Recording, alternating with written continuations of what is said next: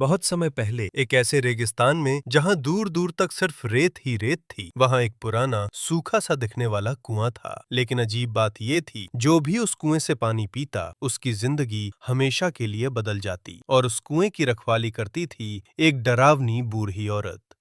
पर असली रहस्य कुछ और ही था। तपती धूप, उड़ती रेत और दूर तक फैला सन्नाटा। उसी रेगिस्तान के एक पुराना कुआं था जिसमें हमेशा पानी भरा रहता था। लोग कहते थे उस कुएं में कुछ तो राज है, लेकिन कोई सच जान नहीं पाया। एक दिन दोपहर के समय जब सूरज आग उगल रहा था, एक युवक वहां पहुंचा। उसका नाम था विवान। उम्र लगभग 25 साल।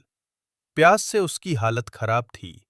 वह लड़खड़ाते हुए झोपड़ी तक पहुंचा और बोला, दादी, थोड़ा पानी मिलेगा? बूढ़ी औरत ने उसे ध्यान से देखा, फिर बिना कुछ बोले कुएं से पानी निकालकर उसे दे दिया।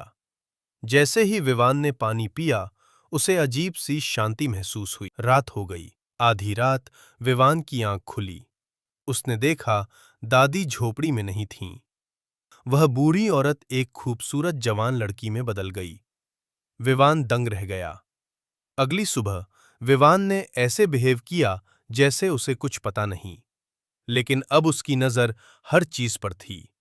वह बार बार कुएं के पास जाता और कुछ सोचता रहता। असल में विवान कोई साधारण इंसान नहीं था। वह एक तांत्रिक गुरु का शिष्य था और उसे भेजा गया था उस जादुई कुएं का रहस्य जानने के लिए, क्योंकि कहा जाता था उस कुएं का पानी अमरता दे सकता है। शाम होते ही विवान फिर छुपकर कुएं के पास गया। इस बार वह लड़की, जो दिन में बूढ़ी बन जाती थी, रो रही थी। वह बोली, कब आएगा वो जिसने मुझे इस श्राप से मुक्त करना है? विवान आगे आया। लड़की चौंक गई।